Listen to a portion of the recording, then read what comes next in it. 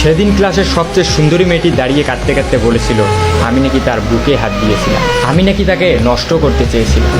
সেদিন সবাই আমার দিকে ঘৃণা নিয়ে তাকিয়েছিল। ক্লাসের প্রায় 80 জন ছাত্রছাত্রী সবাই আমাকে খারাপ ভেবেছিল। সবাই মেয়েটির কান্না ভেজা কণ্ঠ বিশ্বাস করেছিল। আমার সবচেয়ে কাছের বন্ধুটাও আমার থেকে দূরে চলে গিয়েছিল। আমার সবচেয়ে প্রিয় শিক্ষকটাও আমার গালে চড় মেরে বলেছিল তোমাকে সবচেয়ে ভালো ছাত্র ভাবতাম, তবে তুমি আজকে যে কাজটি করেছো তার জন্য তোমার উপর থেকে আমার সমস্ত ভালোবাসা শেষ হয়ে গিয়েছে। যে নিজেকে একজন ভালো মানুষ হিসেবে প্রতিষ্ঠিত করতে পারে না, সে যত ভালোই ছাত্র হোক না কেন, কোনো লাভ নেই। একজন লোকের সবচেয়ে বড় পরিচয় হচ্ছে সে একজন মানুষ।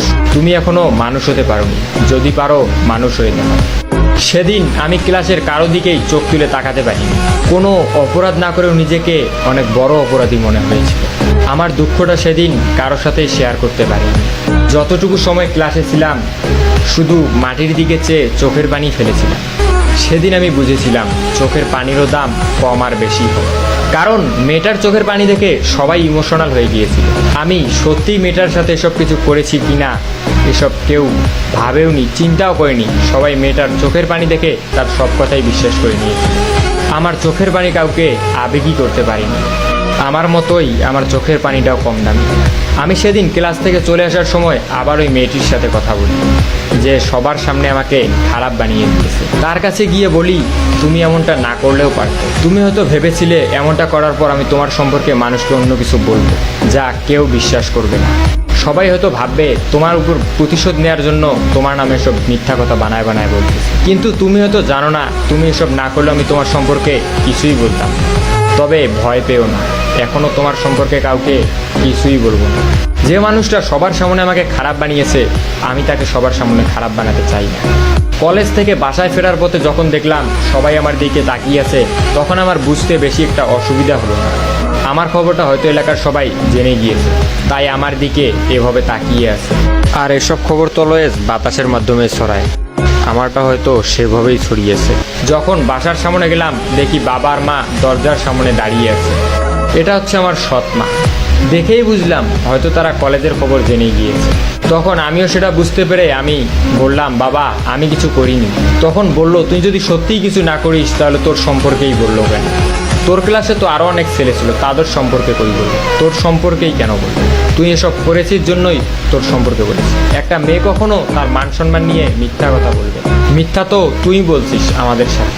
সৎমা যখন আমাকে কথাগুলো বললো তখন আমি চুপচাপ দাঁড়িয়েছিলাম, মাটির দিকে তাকিয়ে চোখের পানি অঝরে ফেলছিলাম। কি বলবো কিছুই বুঝতেছি না। কিন্তু হঠাৎ করেই মা বাবাকে যে কথাগুলো বললো এগুলো শোনার জন্য আমি মোটেও প্রস্তুত ছিলাম না। মা বাবাকে বলল তোমার এই ধর্ষক ছেলেকে আমাদের বাসায় রাখতে পারবো না। যদি তোমার ধর্ষক ছেলে বাসায় থাকে তাহলে আমি থাকবো না, আর আমি থাকলে ও থাকবে। আমার একটা মেয়েও আছে, আমি আর আমার মেয়ে ওর তো আপন কেউ না। সুযোগ পেলে কি না কি পড়ে বসবে, তুমি ওকে বের করে দাও বাসা থেকে। মা যখন বাবাকে কথাগুলো বলল আমার চোখ দিয়ে শুধু পানিই পড়ছে। আমি একসময় ভাবতাম আমার সৎমা হলে একসময় ঠিকই আমাকে আপন করে নেবে। আজ নিজেকে সবচেয়ে অপবিত্র মনে হচ্ছে। লজ্জায় অপমানে আমি আর সেখানে একটি মুহূর্ত দাঁড়িয়ে থাকতে পারি। তাই গন্তব্যহীনভাবে বাসা থেকে বেরিয়ে যে কোনো একদিকে যেতে লাগে। আমার বাবা একটিবারের জন্য আমাকে থাকতে বলিনি। সেদিন মনে হয়েছিল আজ থেকে হয়তো বাবা ছেলের সম্পর্কটা এখানেই শেষ। এটা তবে ভালো মতোই বুঝেছিলাম এ বাড়িতে হয়তো আমার আর কোনোদিনই স্থান হবে না। আমার কাছের মানুষগুলোই আমাকে বুঝতে পারিনি, দূরে ঠেলে দিয়েছে। এখন একজনই আছে শেষ ভরসা। সে মানুষটাকে আমি অনেক বিশ্বাস করি, ভালোবাসি। সেও আমাকে অনেক বিশ্বাস করে, ভালোবাসে। তবে কেন জানি না আজকে অনেক ভয় হচ্ছে।